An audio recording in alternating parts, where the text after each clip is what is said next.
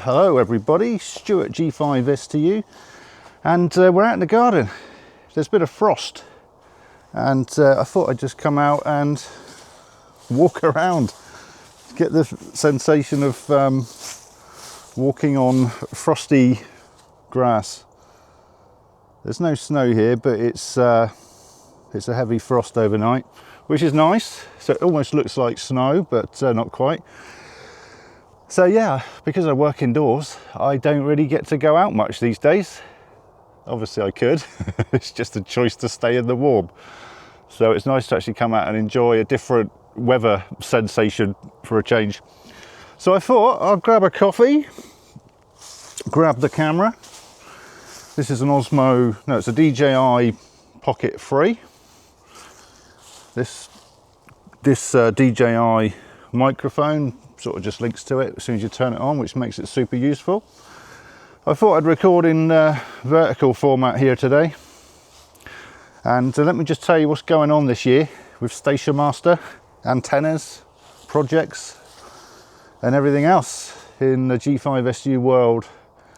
So we'll start off with this. What we've got here is these antennas are called X-Quads, I believe. It was about a month or two when I put them up. They've not actually been used yet. If you look on the Martin & Lynch website for X-Quad, or just give them a ring, ask for Dave, and ask for just ask for what G5STU has.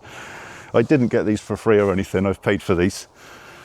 And they're on a fiberglass pole, so let's go away a little bit so you can see. So the idea is, you know, satellites come over, low Earth orbit satellites, you know, including the International Space Station. That's technically a low Earth orbit satellite, even though they say they're in outer space, they're not. They're just in low Earth orbit. We could all get there.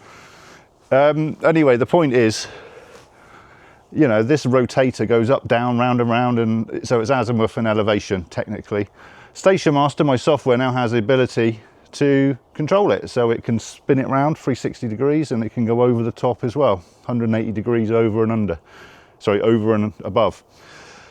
So as soon as the satellite comes over, Stationmaster will lock onto it, and it will keep pointing the antennas at it. And you might be transmitting up on 2 meters or 70 SEMS, and listening on 2 meters, for example. It varies, but that's the general idea. If you've got something like a 705, 991 Alpha, similar sort of rig, 9700, you can work FM satellites, these dual band satellites. You can do it. It's basically the same as working a repeater. Just think of them as a flying repeater. That's literally what they are. And I think, is it RS-44, something like that. It's been up there for donkey's years. There's a really good, I'll put a link to a film about this satellite that just won't stop. It should have stopped working decades ago, but you can work it now, you know, it's amazing. Especially when you learn a bit about the actual repeaters that or the satellites that you're actually trying to work. When you understand the little story behind them, it makes it even more rewarding to communicate through them, because you realize what an achievement it actually is for it to even be there and still be working. And people literally from all around the world work together on these projects to get these satellites up there and working. Technology in them is insane, you know, going back decades.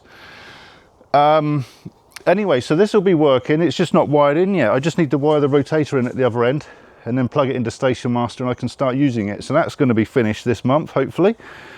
And we've still got the hex beam. The hex beam is now on a trailer.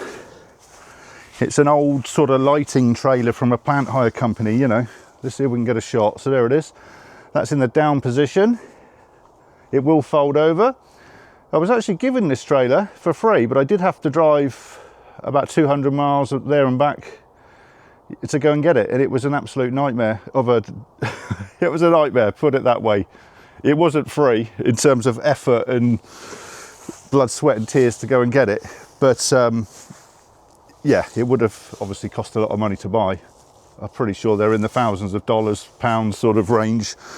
To get one of these, it's not aluminium, you know, it's real heavy metal, so there's no danger of it blowing over. It doesn't really need guy wires. I keep it down, to be honest. I very rarely ever put it up. You know, if I put it up, you can see it from the front of the house, which is not what I want really. So the antenna literally is as high as it can possibly be right now, without actually being seen from the front. So that's where we're at with that. And while we're here, if you called into the Mega Stream yesterday and worked me on, well, if you worked me on higher band, it would have been on the Hex. And on 40 meters, it was on this dipole here. Can't really see it. But the dipole leg goes up above that bush. It's basically the whole length of my garden. And then up here somewhere is a DX Commander pole. And then at the top there, you've got a, it's not a Ballon, it's just a box with a splitter in it. Well, it's not even a splitter, to be honest, it's just soldered. Nothing fancy. It's, you know, you see a lot of these people get on YouTube and tell you need all this. Is this antenna any good for POTA? Oh, it drives me nuts, these videos. They're just complete waste of time, just clickbait.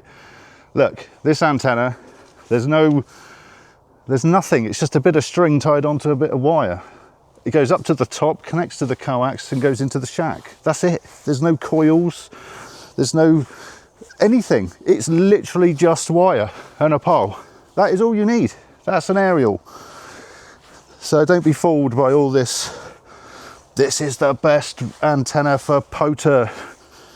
All this crap. Ignore it. It's clickbait. Trying to make you buy some rubbish. Some of them might not be rubbish, I'm sure. But at the end of the day, they're just trying to get you to click on their video. Don't be fooled. Anywho, let's have a good 2026, everybody. Hope to work you on the bands. And keep the bug reports coming in for Station Master. There's now the mobile version as well, Station Master Go. And I'm working heavily on that. So I've had a bit of a break over Christmas, wound down. And today we're back winding up. So I've had a haircut and a cup of coffee. It's Monday morning here, the beginning of January, first day back at work. Let's get on with it. Have a good year. Bye-bye.